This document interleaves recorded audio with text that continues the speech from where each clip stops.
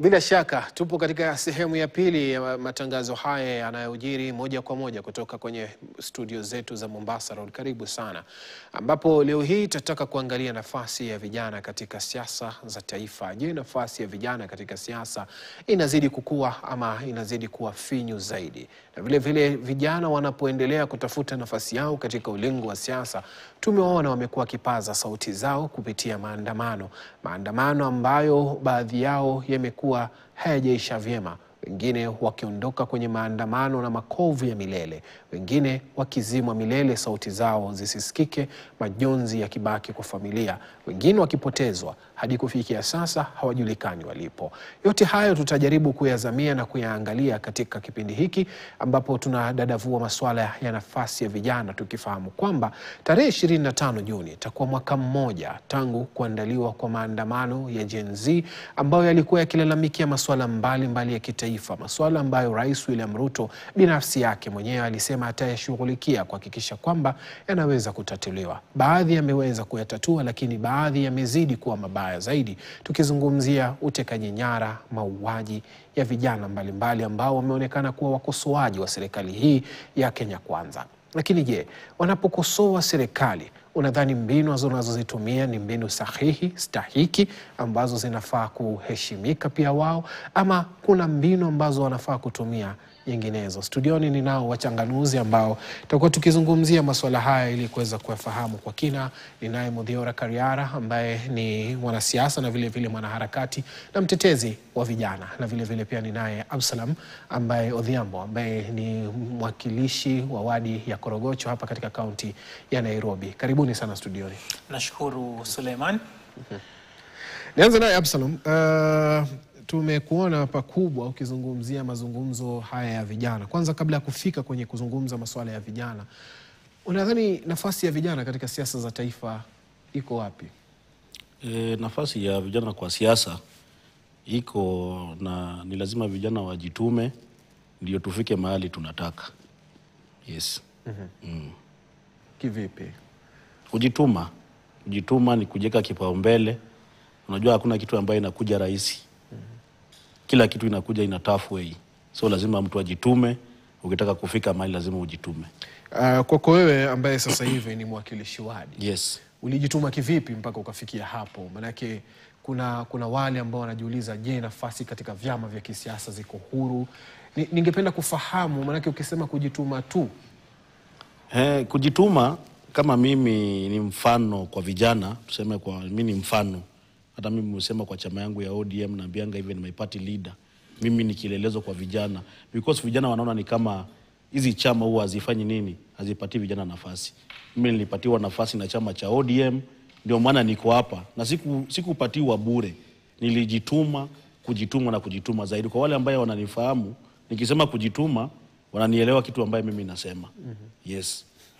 Wanaelewa kitu ambaye mimi nasema, kujituma. Bila shaka. Yes. Muthiora Kariara, nafasi ya vijana, wakati mmoja umetaka kuwa rais wa taifa hili la Kenya. Na ukakosoa baadhi ya vitu ambavyo vilikuwa vinafanyika, ukaikosoa IEBC kwa wakati ule ambao ilikuwa ikiongozwa na mwenda zake Wafula Chebukati. Unadhani nafasi ya vijana iko wapi kutoka pale ulipowania ama pale ulipotaka kuwania, ulipoweka nia, na sasa hivi tulipo sasa? Nafasi ni finyu. Na ni seme jambo ambalo mwenzangu ametaja kwamba ni muhimu kwa vijana kujituma ili wapate hiyo nafasi, lakini ambavyo ule uwanja umeandaliwa ni vigumu kwa kijana kujipenyeza ikiwa hata kuwa tayari kutumiwa. Na hapa ni kutumiwa na wale viongozi ambao wamekuwepo miaka na mikaka. Utakuwa ni mtu mwenye maadili, mtu mwenye sera, lakini hicho sio kitu ambacho wale ambao wameteka nyara ulingo wa siasa humu nchini wanathamini. Kwa hiyo jinsi mambo yalivyo wakati huu ni kwamba lazima kwanza uwe tayari kutumiwa, alafu ndo pengine utapata nafasi. Na ndio maana unaona vijana wakati huu wamejitokeza kwamba hawataki kudelegate tena, wanataka wawe pale mezani. Kwa hiyo wanatafuta njia ya moja kwa moja, manake kupitia kwa wakilishi kumekuwa kuna dosari. Kwa hiyo Angalia uone, ingekuwa mambo yako sawa, vijana wangekuwa hawaandamani. Hatungekuwa na hii misukosuko, manake vijana ni zaidi ya 75% ya idadi ya waliomo humu nchini. Kwa hiyo ingekuwa mambo yao yako sawa, taifa lingekuwa tulivu, taifa lingekuwa linasonga mbele. Lakini kwa kuwa hawazingatiwi ipasavyo, ndo maana tuko kama tulivyo, mambo yanaenda kombo kila siku. Umezungumzia kutumiwa kuwa mezani na nafasi za ajira. Kutumiwa kivipi? Manake tunapozungumza hili swala la kutumiwa tumelizungumza sana. Vijana wanatumiwa kivipi? Kwa mfano, wapo vijana wakati huu jijini Nairobi ambao wanafanya maandamano kutafuta haki kutokana na yale mauaji ya Albert Ojwang. Sasa wapo wengine ambao wametumwa kwenda kuvuruga hayo maandamano. Sasa hawa ambao watatii amri ndo watakuwa wako karibu na wale vigogo wa kisiasa. Kwa hiyo hiyo ni njia moja ya wao kutumiwa. Umeona video kwenye mtandao ya ambavyo wamekuwa wanajiandaa kwenda kuvuruga. Tarehe 25 itakuwa ni mwaka mmoja baada ya yale maandamano yaliyoelekea Wakenya kuingia bungeni. Na vipo vikundi ambavyo vinahusishwa na vigogo na hivi vyama vikuu humu nchini ambavyo vinapanga kuvuruga maadhimisho ya mwaka huo mmoja. Kwa kutumiwa ni kwamba wanatumikia mahitaji ya vigogo wa kisiasa, mbali na wao na masuala ya sera. Kwa hiyo sina hofu kutaja, manake nimetengemana na hawa viongozi. Ikiwa hufuati wanavyotaka wao unaonyeshwa mlango. Utaona vita ambavyo vimekuwepo pale katika chama cha ODM. Upande mmoja tuna katibu mkuu anasema hivi. Upande mwingine tuna wale wanasiasa vigogo ambao wanapingana naye. Kwa kuwa yeye ni mtu ambaye ana maadili, ana msimamo. Kwa hiyo kwa kuwa amekataa kufuata wanavyotaka wengine, anakuwa yeye ni adui. Yeye ni kikwazo. Na maswala hayafai kuwa yanafanywa hivyo. Inafaa iwe kwamba kama naenda kulingana na sheria, mniunge mkono. Bila shaka. Absalom, maswala ya kutumika kisiasa, hili linaweza kumalizwa vipi? Manake vijana wamekuwa madai yamekuwa yakija kwa vijana wanatumika, lakini wakati wa kutenga nafasi hawapewi hata moja.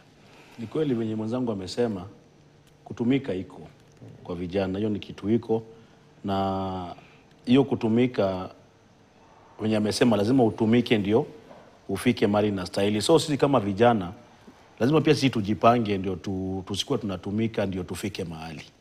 So ni vijana kujitolea na kuweka msingi mzuri ya kukosa kutumika, lakini tusipoweka msingi mzuri tutakuwa tu pale kutumika na vijana kufanya nini? Kuachwa nje venye anasema.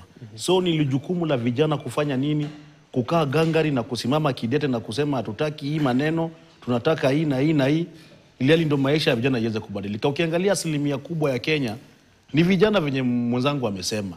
Na vijana wako na sauti kwa taifa na kuweza kubadilisha taifa. Tuko na sauti kubwa zaidi ambaye tukisema tunataka hivi, wale watu watasikia. So ni jukumu la vijana kukaa pamoja na kusema sasa tutaki kufanyiwa hivi na hivi, si tunataka mambo ikue hivi na hivi na hivi, na itafanyika because hapo nyumaye mmeona sauti ikitoka, serikali inafanya venye vijana wanataka. Lakini sasa ni jukumu la vijana pia kukuwa na msimamo mmoja, because kuna vijana tuwezi sema watakuwa kwa msimamo mmoja, wengine wako side nyingine, wengine wako side nyingine. So unapata hapa katikati kuna watu wanaenda left na wengine wanaenda right. Kutumika, kuna hili swala limekuwa likijitokeza. Kuna wale walio serikalini wanasema kwamba kiongozi wa DCP ndiye anayedhamini, amelaumika kutoka maandamano ya Gen Z tarehe 25 Juni mwaka jana. Haya ya juzi ya kulalamikia Lagat pia amelaumiwa tena. Hii vipi tutamaliza siasa za kutumia vijana tu kuleta fujo badala ya kuleta malalamishi yao, kutumia sera na miswada ambayo inaweza wasilishwa bungeni na iwe sheria? Ndio. Hii mambo ya kulaumu sijui nani amefanya, huyu amefanya, hizo ni vitu ziko. Na pia ningependa kusema hii maandamano ijaanza leo. Sisi kama watu wa chama cha ODM tulikuwa na maandamano mbele. Na tukaambia watu nchi inaenda pabaya. Sijui watu walikuwa wako Sudan ama walikuwa wako Tanzania, because mimi sielewi. Si Gen Z imeanza maandamano. Hapa juzi tuliambia watu kujeni, nchi inaangamia. Watu wakakataa. Wakasema nyinyi mnaharibu biashara za watu, hutaki watu wafanye biashara. Sasa hizi imegeuka ya kwamba watu wametoka, wanataka kuanza kuleta fujo, na wakati tulisema nchi inaenda pabaya, hao watu walikataa kutusikiza. So mimi sijui walikuwa Sudan ama walikuwa wako Tanzania. Mimi hapo bado mimi sielewi. Ukimaanisha walikuwa Sudan na Tanzania. Ni kumaanisha ni kama wako kwa taifa. Because wakati tulikuwa tunasema hii maneno, kujeni. Even mimi nataka niseme leo, nimekuwa nikiongea watu wakinikashifu. Mimi nilishikwa. Kwa hiyo maandamano ilikuwa ya nyuma, nilishikwa mara mbili. Nilishikwa mara ya kwanza, nikaenda mahakama. Mahakama ikasema mimi sina hatia. Nikawachiliwa. Kesho yake majasusi wakanifuata, tena wakanishika because ya hiyo maandamano. So mimi nauliza watu, hiyo wakati watu walikuwa wako wapi? Hiyo ndio swali yangu. Mudhiora. Hao watu ndo kina sisi. Tulikuwa pamoja wakati walituita, lakini sasa wao walituacha kabla tufike hatma ya safari yetu. Lakini anazungumzia yale ya kwanza ya maandamano ya sufuria. Ile ya sufuria hiyo. Lakini maswala yalikuwa ni hayo manake ilikuwa ni maswala ya gharama ya maisha. Kwa hiyo ombi letu lilikuwa kwamba warejee pamoja na wananchi, tumalize hii safari kwa pamoja. Walianza kazi nzuri, lakini wakakatisha hiyo safari kabla tutimize malengo yetu. Nitampa nafasi kujibu hilo. Nadhani mlimaliza safari ama lengo lenu lilitimia mkaingia serikalini? Unajua taifa ikifika mahali pia lazima tuangalie taifa inaelekea wapi. Unajua hii Kenya leo ikichomeka hatutakimbia nchi nyingine. Kenya ni yetu sisi wote. Na sisi unajua sisi tunafuata instruction kutoka kwa baba. Baba leo akisema matakwe iruka, naruka juu. Nikianguka sitauliza baba ati nimeanguka umeniambia niruke kwa nini. Nitamuuliza siku nyingine. So baba akaona kuchukua nchi kwa mkono, kuweza kuweka usalama kidogo. Sasa hawa watu sijui walitokea wapi? Wamekuja kwa street wanaanza kusema nchi ni mbaya, na wakati tunasema nchi ni mbaya walikuwa wakukua. So mimi nashindwa hii nchi watu wanataka tuielekeze pande gani? Because taifa ikizama leo tuseme tumechoma nchi, sijui watu wanatorekea wapi. Kama mimi Mjaluo labda nilitoka sijui Sudan, nitarudi Sudan ama nitarudi wapi? Francis Awino, karibu sana studioni. Niwe radhi kama nimekosea jina lako, lakini karibu sana. Rais wa Bunge la Wananchi. Tuanze mjadala huu kuzungumzia nafasi ya vijana, manake wamezungumzia hilo, na kutumika kwa vijana hususan katika lingo za siasa ama kusukuma maandamano. Kwako wewe pale unapokaa kama rais wa Bunge la Mwananchi, haya unayaangalia vipi? Mimi kama Francis Awino, hujakosea jina yangu, president wa Bunge la Mwananchi and at the same time national spokesman Kenya moja. Nataka niseme hivi, before last year mwezi wa 6, before kukuwe na hii historia ya Gen Z, nakumbuka vizuri tarehe 6 mwezi wa 6 tulienda parliament tukikatana na mambo ya bajeti ya last year. Na from that position watu wakaanza kuleta hiyo story ya vijana wanafanya vyema, wengine wanasema wanafanya vitu vibaya. So nataka kusema hivi, ile motive yenye iko saa hii na hali ya vijana, si ati kuna mtu wote mwenye anatuma vijana, na hawafanyi kwa sababu wanataka. Kama mimi mwenyewe nimekuwa kwa demonstration ya last week, na bado hata demonstration ya leo tukimaliza ndio hiyo inaendelea demonstration ya leo. Nitakuwa hapo. Si ati tunafanya demonstration juu tunataka. Tunafanya demonstration kwa sababu tunaona hii Kenya inaelekea pabaya, na hii Kenya ni yetu sisi wote. Kuna watu wengine wasajichukulia Kenya wakaifanya yao, na kuna zile mahitaji zenye sisi kama wananchi, sisi kama vijana tunayataka na haiwezi katekelezwa. Nikirudi nyuma kidogo, kama one of the reasons why tuko kwa watu wako kwa street, wengine walikuwa nasema baba, wengine walikuwa nasema sijui vijana wanafanya kazi mbaya. Lakini tukiangalia historia ya Kenya na venye Kenya ilianza, tunaona watu wengi wanaleta malalamishi kwa wengine, lakini ukiangalia venye Kenya ilianza, utapata shida kubwa ilianza kutokana na venye Kenya ilianza.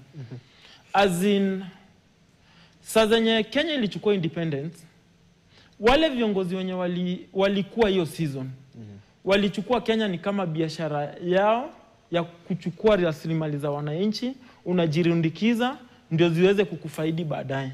Wenye walichukua after the first president, the second, hiyo chain ikaendelea hivyo.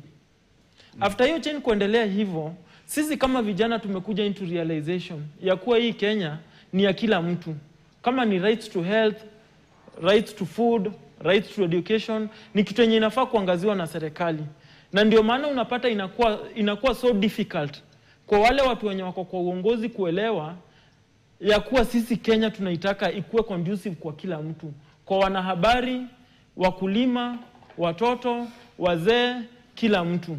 And that's why utapata issue yenye imepeleka watu kwa street saa hii. It's not per se ati niyo peke yake. Lakini umeyazungumza yote. Picha tunazoziona sasa hivi, ule ni uharibifu unafanyika jijini Nairobi.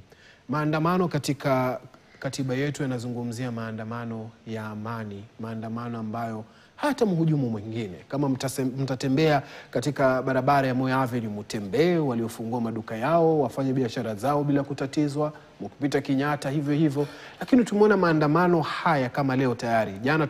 Wiki jana tumeona magari mawili yakiteketezwa. Sasa hizi tunaona pikipiki inateketezwa, ambapo ni maandamano yanaendelea sasa hivi katikati ya jiji la Nairobi. Hili linatuweka wapi?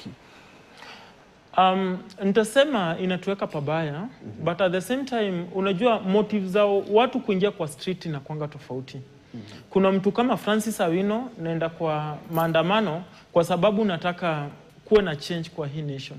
But at the same time kuna mtu mwenye ako mahali anateka advantage ya hiyo maandamano ndio aende akafanya kitu tofauti. So na pia nitalaumu tu serikali kwa sababu utapata tukiwa kwa maandamano kama last week, utapata a very big percentage haikuwa imekuja pase maandamano. Cause wengine hata siko na waelewa. Wengine wamekuja kufanya uhalifu na wanatake hiyo advantage ndio waweze kupata kitu. Example, wakikuona na tai mzuri wanaangalia hii tai wanaweza piga bei wapi. So yeye atajifanya na kuja maandamano na kina Frank, lakini kazi yake amekuja kuchukua tai yako ndio aende akaipige bei. So it means at some point government may fail kuangazia malilio ya vijana. And that's why kijana wote akipata chance ya venye anaweza pata kitu yote yenye anaweza kula, itabidi angalie venye atafanya nini, venye atapata hiyo kitu. Ningependa kusema venye unaangalia runinga saa hizi, what is happening ni pikipiki imechomwa, na labda hiyo pikipiki ni ya mtu ya loan. Ndio. By today inafaa kuwa amelipa shilingi 400, lakini pikipiki yake imeteketezwa.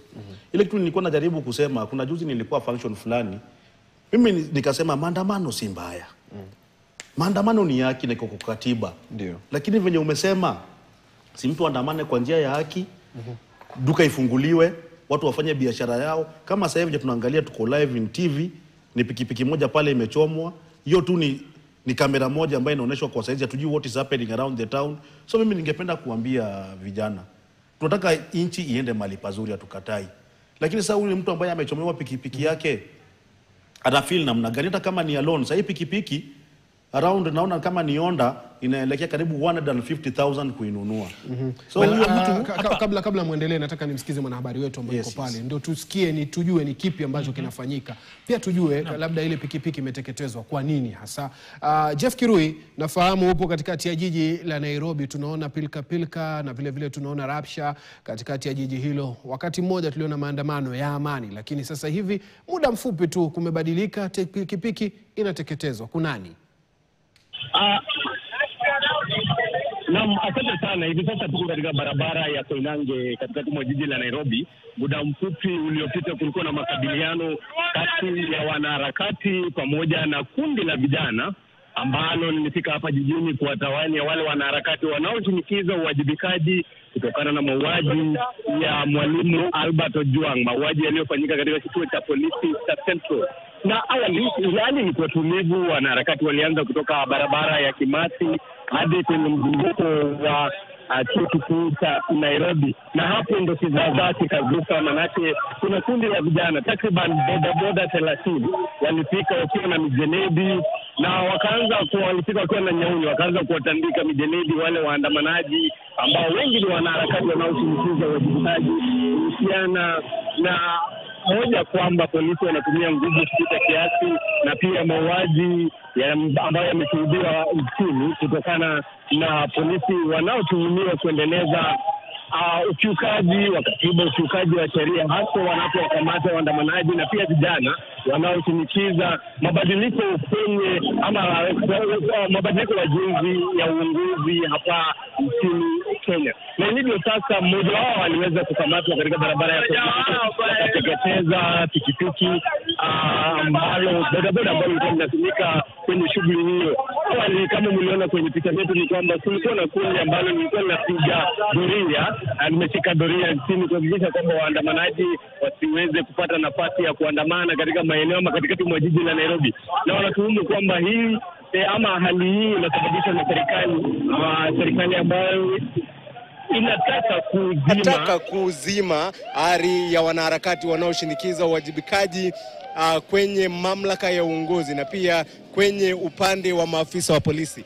Wengi wanasema kwamba haitoshi kuwa naibu inspector generali wa polisi Eliud Lagat amejiondoa afisini. Wengi wanashinikiza kwamba ni sharti ajiuzulu kutokana na kwamba yeye ndiye aliyekuwa mlalamishi mkuu na kusababisha kutiwa mbaroni kwa Albert Ojwang, na baadaye ikaarifiwa kwamba alifariki mikononi mwa maafisa wa polisi, maafisa ambao wametwikwa jukumu la kulinda mali na pia kulinda uhai wa Wakenya. Hivyo basi, hivyo ndivyo hali ilivyo katikati mwa jiji la Nairobi, kulingana na maandamano ambayo yamekuwa yakipigwa upatu sana kwenye mitandao ya kijamii. Ukienda kwenye mtandao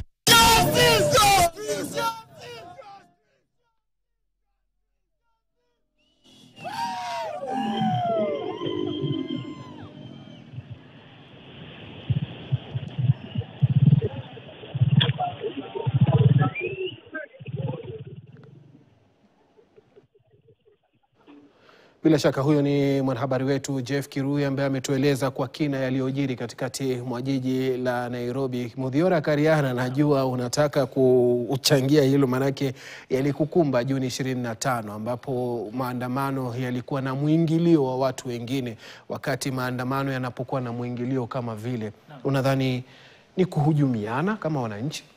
Ni hujma hasa, lakini kwanza ni ruhusu nimuulize Absalom atambia watu nini. Manake muda mfupi tu ametoka kutetea hiyo pikipiki ilivyofanyiwa. Sawa, wamekosea, lakini alivyoelezea Kirui pale ni kwamba ni kundi la vijana ambao wamekuja kuwazuia Wakenya wenzao kufanya maandamano. Maandamano kwa mujibu wa sheria yanaruhusiwa. Usalama ni jukumu la serikali na hasa polisi. Kwa hiyo wakati kuna utovu wa usalama, haipaswi kuangalia anayeandamana. Inapaswa uulize dola za usalama ziko wapi. Sasa pale umesikia kwamba ni kundi la vijana ambao wamekuja wakitumia pikipiki. Hilo kundi nina uhakika limepita vituo kadhaa vya polisi. Kwa hiyo polisi waliruhusu au wahalifu kuingia jijini. Leo hii nimekuwa mjini na ilikuwa mkiwa zaidi ya kundi la watu watatu mnatawanywa.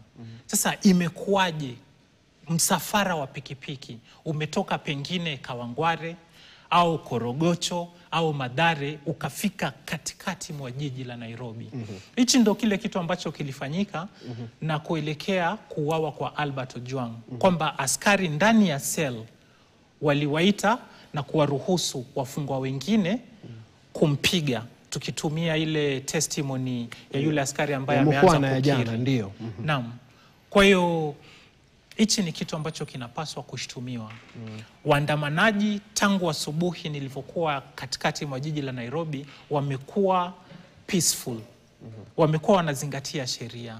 Lakini wakati hii infiltration imetokea, ndo sasa tunaona fujo zimeanza kutokea. Wakati tulikuwa na Governor Sonko. Nataka tuende kwenye pumziko fupi. Tukirudi tutakuja kuendeleza mazungumzo haya. Tupate pumziko hilo fupi na tulipe ama tufanye biashara kidogo. Tukirudi kuja kuzungumza masuala haya ambayo yanaendelea kujiri kwa sasa hivi.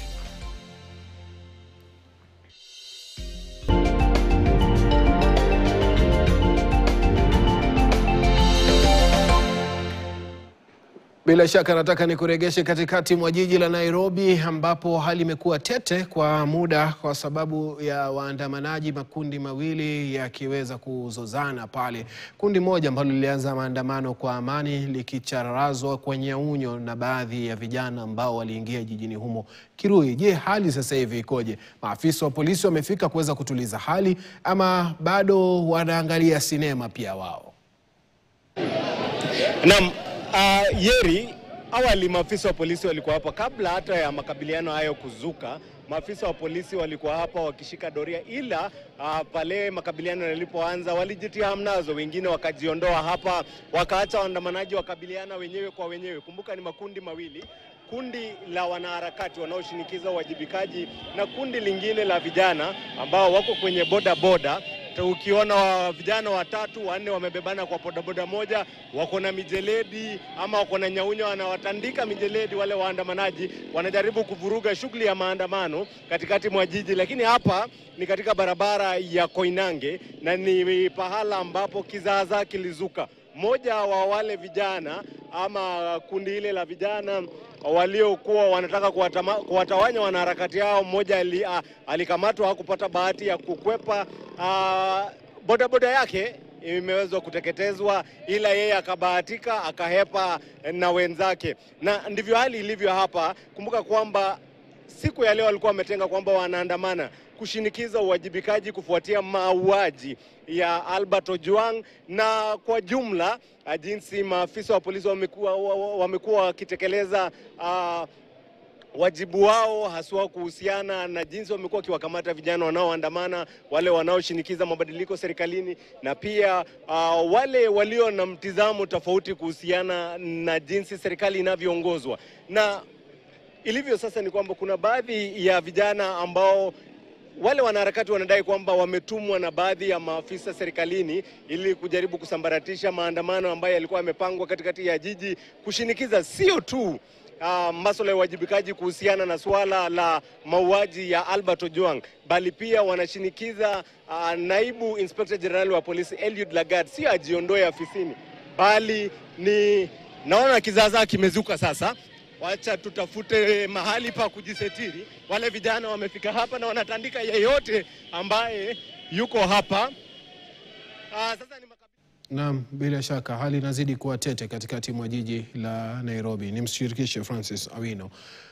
Hali inavyokuwa vile, ni nini kinasababisha kile Francis? Kwa sababu waliojitokeza wamejitokeza. Hao wamekuja, wengine unasikia wanataka hata kucharaza wanahabari ambao wanaripoti. Personally, mimi nitalaumu serikali and nitawarudisha nyuma kwa serikali ya Uhuru Muigai Kenyatta. Kulikuwa na kitu ilikuwa inaitwa kazi mtaani, yenye hata kama haiko inapatia mtu pesa mingi, lakini at least kijana angepata chakula. Sisi na timu yangu kama president wa bunge la mwananchi na the same time national spokesman Kenya moja, tukianzisha maandamano tulianzisha na njia ya amani, na we had a certain core ya ku make sure kuwa rights za a common mwananchi imeweza kutekelezwa.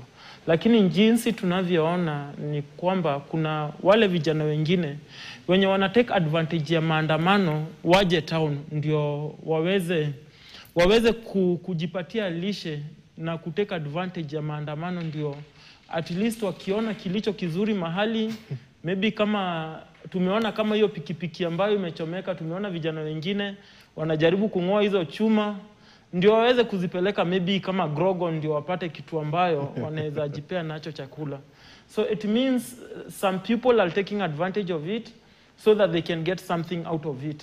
Na pia tumesikia kuna wanasiasa wameingililia hiyo maandamano na kupatiana zile handout kidogo kidogo. ndio maandamano iweze kuharibiwa. So nakashifu vitu kama hizo, kwa sababu sisi kama Wakereketo tunataka maandamano ya amani na tunataka kuachieve goal ya maandamano tukianzisha maandamano. Naam, hiyo ni picha moja kwa moja. Ukimwona huyo ni mmoja wa wanaharakati ambaye amekuwa akifahamika sana kwenye maandamano yaliyopita, Hanifa, ambaye pia anaonekana kwamba yupo kwenye majeraha. Nimhusishe mheshimiwa kutoka Korogocho. Hali unavyoiangalia kwa sasa hivi, je, maandamano yameanza kuwa kitega uchumi kwa baadhi ya watu? Ni kweli venye president wa bunge la wananchi amesema, kuna watu wanachukua advantage ya maandamano kukuja kutafuta venye labda watajikimu kimaisha. Na pia kwa upande mwingine kuna wale wanasiasa ambaye wayuko kwa serikali pia wanatumia hii maandamano kukuja kuharibu Nairobi. Bila shaka, wacha tumsikilize Hanifa anasema nini. Just minding their business. The police are watching the goons terrorize innocent people. One of them has been caught. He was the one who beat me up and took my phone. But I managed to get my phone back. This is a shameless government. A ruthless, shameless government. Wake up.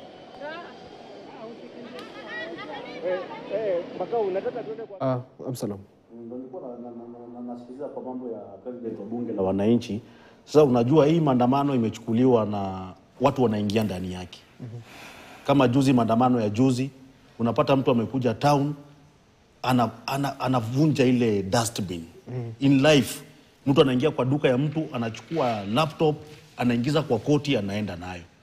So kuna watu ambao wamechukua advantage kwa hii maandamano kuleta vitu zao ndani, of which pia hiyo ni jambo mbaya ambao itakuja iharibu taifa, because venye president amesema saa hii uchumi ni mbaya. Vijana hawana kazi, wengi wao hawana mali pa kufanya nini, pa kupata riziki. Wakisikia maandamano iko leo, watajitokeza wengine wakuje waanze kufanya vitu zao. Venye amesema, mwingine anaangalia tai ya mtu inatosha bei gani. President unaona amevaa silver kwa mkono, wataangalia silver yake bei yake ni pesa gani. Simu, unasikia Hanifa anasema simu yako imeenda tena imerudi, vitu kama hizo. So hii maandamano pia lazima tuiangalie kwa njia mzuri president. Na mimi nataka nishukuru hao harakati. Wao shughuli yao wakipanga, wanapanga shughuli njema, shughuli ambayo haina maneno mingi, lakini ikifika maandamano inaanza, tuseme kama leo inaanza saa 4. Ikifika saa 5, saa 6 unapata imeichemka. Unajiuliza kwa nini maandamano imechemka? Because kuna mtu ako huko Mathare ama ako huko Kibra, anaona maandamano imeanza. Yeye hakuji na ile nia ya kufanya nini? Hatuna tubadilishe nchi. Yeye ako na nia ya leo mtoto wangu atakula nini jioni. Hiyo ndio kitu ambaye anakuja nao akitoka mtaa. Nitarudi na nini kutoka town. Hiyo ndio kitu ambaye inaharibu maandamano ambaye wakati wanaanza kwa njia mzuri. Let me say something on it. Kitambo tukipanga maandamano before corona, tulikuwa tunaandika barua kwa Inspector General of Police. Bado hivyo. Siku hizi they don't receive. Huwa hawa receive. So walituweka kwa ile mandate ya saa hizi ukitaka kupanga maandamano unaipanga na siri, alafu mnatokea kwa street. Kitambo ilikuwa mkienda kwa Inspector General ama mnaenda kwa County Commissioner ama County Commander, ana receive your document, mnapatiana route ya venye mahali mtaanzia maandamano. Kama ni petition mnapeleka mahali hiyo petition itaenda, na maandamano yenu ni ya nini, mna discuss nyinyi na polisi. Now from that position mnakubaliana polisi wenye watawapea ulinzi. Alafu sasa mkianza maandamano, kama kuna mtu wowote mwenye afai kuwa kwa hiyo maandamano, anatolewa na polisi. Ndio kusije na outcry kuna mtu amepoteza simu ama kuna mtu amepoteza mali yake. And that's why ulikuwa unapata hiyo season maandamano ilikuwa maandamano nzuri na mna achieve goals zenye mnataka bila makelele yote. Francis, nitaelewa vipi kwamba polisi walikuwepo kwenye hiyo barabara wakati kundi la pili limekuja, polisi wamejitia hamnazo? Hapo ndo ukosefu wa usalama umetokea. Kwa hiyo hata utaratibu uwe ulifuatwa, lakini polisi wawe hawana nia ya kuprovide security kwa wale waandamanaji, hakutakuwa na amani. Na hicho ndo kitu ambacho kinafanyika mpaka sasa. Nimeona jitihada zikiwepo kuelekeza lawama kwa waandamanaji. Hao waandamanaji hawakumuua Albert. hawa waandamanaji hawajasababisha hizi changamoto zote ambazo zinasababisha Wakenya kujitolea kwenda kufanya maandamano. Na ni haki yao. Wakenya wamesoma katiba na wakaelewa kwamba ni haki yao kufanya maandamano.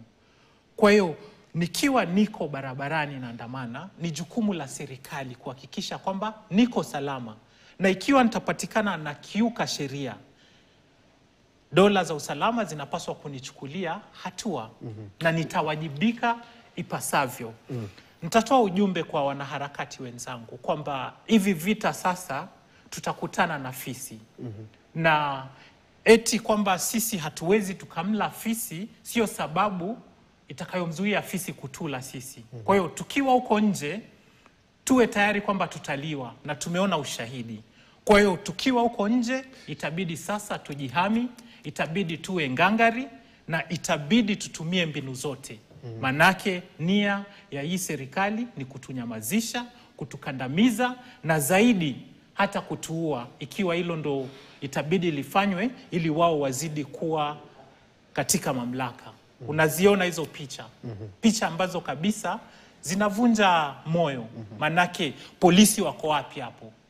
Leo asubuhi nimeambiwa kulikuwa na magari ya polisi yametumwa jijini Nairobi kutoka katika kila kituo cha polisi within the Nairobi Metropolitan. Wako wapi hao polisi? Ukiangalia pale unaona polisi kwa kuwa hawataki lawama wakati huu, njia zingine zimetumika kuenforce disruption ya haya maandamano. Wanatumia au guns. Wanakuja na nyaunyo, wanakuja na visu na hizi silaha zingine. Kwa hiyo walivyotelekeza jukumu lao katika kesi ya Albert, ndo tena wanafanya dhidi ya hawa waandamanaji ambao wako Nairobi leo hii, na itabidi wawe held responsible. This is abdication of responsibility. Kulikuwa na haja ya kuwa na maandamano leo hii, manake wamelilia haki ya Ojwang. Leo kulikuwa na haja ya kuwa na maandamano kweli Francis, kwa sababu tumeona hatua zimeanza kuchukuliwa. Tumeona IPOA imeshafika kotini na washtakiwa wakibadilisha baadhi ya taarifa zao katika mahakama. Tumemwona tayari Eliud Lagat ameamua kwamba wacha nikae kando, uchunguzi uendelee. Haki si imeanza kuchukua mkondo wake ama bado? Okay, personally nitasema kulikuwa na haki ya kuingia kwa street na pia hakukuwa na haki ya kuingia kwa street. Mimi mwenyewe kabla nije hapa nilikuwa kwa street. So personally nilikuwa na haki ya kuingia kwa street. One of the reasons why nasema kulikuwa na haki ya kuingia kwa street ni kwa sababu jina ya Eliud Lagat imemenshoniwa mara mingi sana. Before hata tusikize hiyo story ya Talam, OCS wa Central, before hata wenye walishikwa washikwe, jina ya Eliud Lagat imetajwa mara mingi sana. So personally ningetaka kuona Eliud Lagat akiwa kwa cell na akipelekwa kotini na wenzake, ndio at least Kenya ipone. Na tuseme for the first time in the history of this nation, hakuna mtu mwenye ako juu ya sheria. Lakini as long as Eliud Lagat ana breathe akiwa kwa nyumba yake, ama akiwa mahali yuko, akiwa na confidence, ama akifanya kitu yoyote, it means bado justice haijapatikana kwa Ojwang. Jana nilisikitika sana nikisoma a certain article ati Eliud Lagat ali step aside after kukuwa na meeting na president. So hatuna uhakika wa hilo. Hatuna uhakika, lakini niliona hiyo article. So mi swali yangu ni, kwani hii Kenya ni ya president? Ati ndio ujuzuru lazima ukae chini na president, ndio president aamue kama utajuzuru ama utajuzuru. That's why sisi kama youth tunasema hivi. Venye hii Kenya ilianza vibaya. Hatutaki president alaumu president wenzake wenye wamekuwa before. Na so that we can bring restoration to this nation. Na ndio hii Kenya ikuwe conducive kwa sisi wote. There are two things that has to be done. Hata nyumba, ukiishi kwa nyumba old, at some point inafikanga mahali we renovate hiyo nyumba. Kwa sababu unaona hii nyumba iwezi kaika juu ni ya kitambo. So tuko kwa ile nini ya kurenovate Kenya as a whole. Nikikurudisha nyuma kidogo, constitution ya 2010 sasa zenye ilikuja, tuliambiwa hii constitution ni nzuri na pia mimi naipiga mkono juu ni nzuri, but wakatuambia after 10 years inafaa kureviviwa, zile vitu nzuri zibaki, zile vipengele mbaya zifanye nini? Ziondolewe. Sasa hizi ni 5 years down the line na hakuna kitu inafanyika. So umepata sasa watu ile sheria yenye inawafavor ndio wanafuata. ile sheria yenye haiwafevi hawafuati.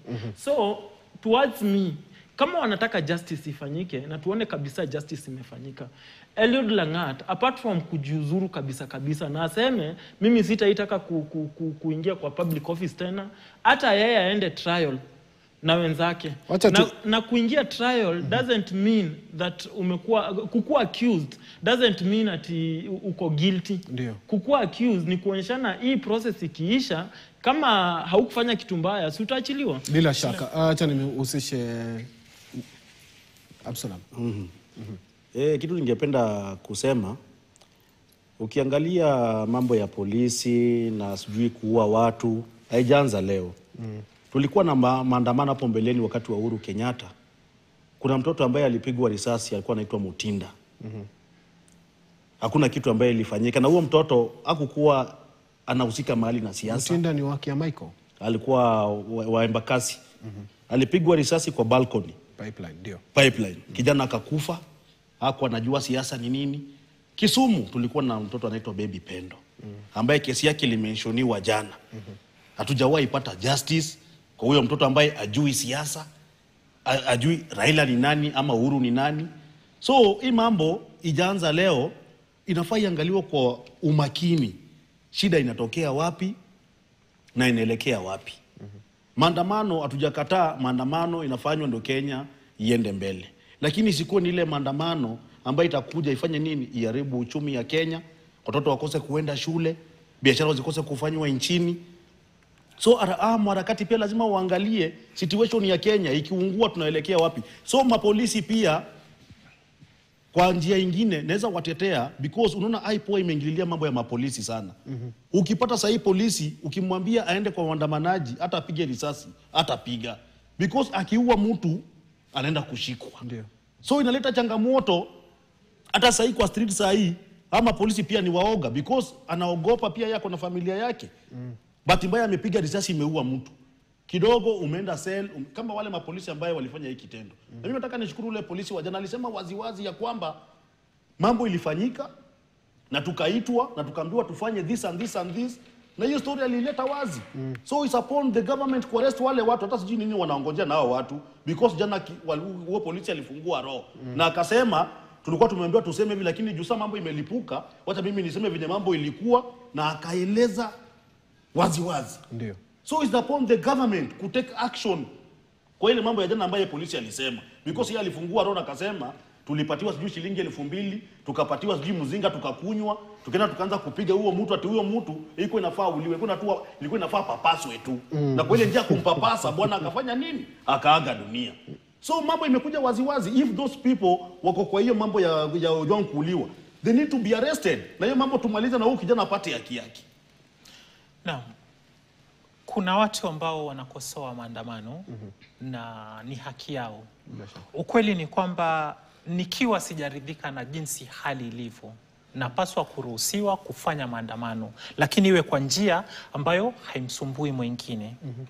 Sasa pale ambapo watu wanasema kwamba maandamano yanavuruga biashara za watu, mimi ningeuliza, Albert leo hii ameamka kwenda kazini? Hayupo.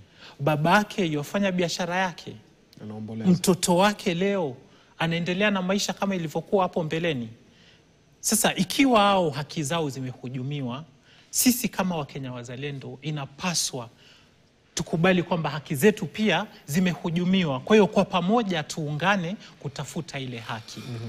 Kidole kinyoshewe pale ambapo kinapaswa kunyoshewa. Na hapo ni kwenye dola za usalama. Dola ambazo leo tena zimetelekeza jukumu lao. Mageuzi ambayo aliyasema jana Murkomen, unadhani ataleta tofauti katika uongozi wa polisi? Murkomen anazungumza kama mtu ambaye kapagawa. Kwa nini? Manake Central Police Station ni kituo ambacho tayari kilikuwa na CCTV. Wakati hii hali inafanyika, kila kitu kilinakiliwa. Lakini wakati ushahidi umeitishwa na IPOA, ikawa kwamba zile kanda zilikuwa tayari zishachezewa. Kwa hiyo huyu ni mtu ambaye hasa anapaswa kuwa ashajiuzulu, manake ni kama haelewi kazi yake. Nirejelee ambacho umeuliza kwamba kama kulikuwa na haki ya watu kufanya maandamano leo. Nimetafakari nikakumbuka kwamba wakati walipeana ile press statement, yule Inspector General of Police na mkubwa wa DCI, wawili hawa walituangalia kope kwa kope, wakatudanganya. Hawa ni watu ambao ndo wachukue hatamu za uongozi, huwa wanakula kiapo. Na katika kula kiapo ina maana kwamba ukija upotoshe taifa, uwe na udanganyifu, haitoshi tu wewe kuomba msamaha. Unapaswa kujiuzulu. Kwa hiyo ikiwa nitaamka kesho nikute bado Kanja yuko afisini, mimi nitashinikiza ajiuzulu. Kwa hiyo asipojiuzulu nitafanya maandamano. Nikikuta Eliud Lagat kasogea kando tu eti anangoja uchunguzi ufanywe, nitashinikiza ajiuzulu. Manake hawa ni watu ambao wanafanya kazi katika afisi zenye high office. Na ukiwa kwenye afisi ambazo zinahitaji imani kubwa kutoka kwa wananchi. Naam. Ndio. Na badala ya kuharibu hadhi ya hizo ofisi, ni vema mtu mmoja tufanye sacrifice yake badala ya taasisi nzima. And if anything, chochote kile ambacho au wakuu wa serikali wanacho, wametoa kwenye serikali na umma. Kwa hiyo they better quit while they're still ahead. Manake tunapoelekea ni kwamba itakuwa Lagat atajiuzulu Kanja. Alafu tutarejelea pale pale tulipokuwa mwaka jana, pa Ruto must go. Na kweli Ruto atangatuka mwishowe, manake yeye ndo baba wa hii serikali ambayo inatuhujumu. Tumalize kipindi hiki. Kauli yako ya mwisho ni gani? Kabla tumalize, may I add something? Itakuwa kauli yako ya mwisho. Sawa. Unajua hawa polisi na wakubwa wanasahau kuwa ni wananchi ndio wanaserve. Na Kenya ni nyumba yetu. Tukisema hatuwataki, tunamaanisha hatuwataki. Ni waende wakatafuta Kenya nyingine yenye wanataka kuhudumia wananchi wao. Unajua hauwezi zingizia watu kwako. Na kama hutaki mtu kwa nyumba yako, itabidi huo mtu atoke na akikataa umfukuze. Ndio uweze kukaa na amani kwa nyumba yako. Absalom, kauli yako ya mwisho? Kauli yangu ya mwisho ningependa kusema ya kwamba nimesikia rais akisema mtihani inakuja ni 2027. Nataka niambie vijana, tusikuwe tunazunguka na kufanya maandamano na ile hatuna kura yenye tutatoa nayo William Ruto. Itakuwa tunafanya jambo la ujinga na watu wengi watapoteza maisha. Na ukipoteza maisha, hiyo maisha hairudi. So mimi ningependa kuwaji vijana, kama unataka kutoa Ruto, William Samoei Ruto, tujipange, tuchukue identity card, tuhakikishe tuko na ile fimbo. Fimbo ni moja na fimbo ni kitambulisho na kura. Bila hiyo tukipiga kelele tukisema tunaenda kutoa William Ruto na tuna ile fimbo ya kumtoa, itakuwa ni balaa. Muthiora Kariara, kauli yako ya mwisho? Nitawaomba Wakenya wenzangu waelewe kwamba polisi ni binadamu kama sisi. Katika utendakazi wao tusije tukawaingiza vidole kwenye macho, manake itafika mahali snap. Polisi pia katika utendakazi wao wajitahidi kuwa na restraint. Kuna askari wengi wanafanya kazi ipasavyo. Kuna vituo ambavyo vinaongozwa kwa njia ambayo inafaa. Vipo vingi. Tuvipe support ambayo inahitajika. That said, nitasema hii kwa Kiingereza kwamba in the fight for good governance and accountability, we are faced with lions. And even though we do not eat lions, lions will eat us when we encounter them like we've seen today. Let's go prepared. Bila shaka. Asante sana. Muthiora Kariara ambaye ni mtetezi wa vijana. Vile vile tumekuwa naye mwakilishi wa Korogocho ambaye ni Absalom Odhiambo, na vile vile Francis Awino ambaye ni rais wa bunge la mwananchi. Nawashukuru sana kwa kutenga wasaa kuja kuzungumzia masuala haya vijana. Tukipata wasaa zaidi tutazidi kupiga gumzo kuzungumzia masuala ya taifa na vijana kwa upana zaidi. Mimi nataka nielekee katika pia kuangazia masuala mengineo, manake Manake mwenzangu Jeff Kirui bado yupo kule katikati ya jiji la Nairobi. Tutakuwa tunaungana naye kuweza kufahamu hali ikoje kule, kuweza kujua kunaendelea nini, kipi ambacho kinafanyika kwa sasa hivi. Manake tunaona picha ambazo ziko hewani ni maafisa hao kuweza kutuliza ghasia wameingia katikati mwa jiji la Nairobi.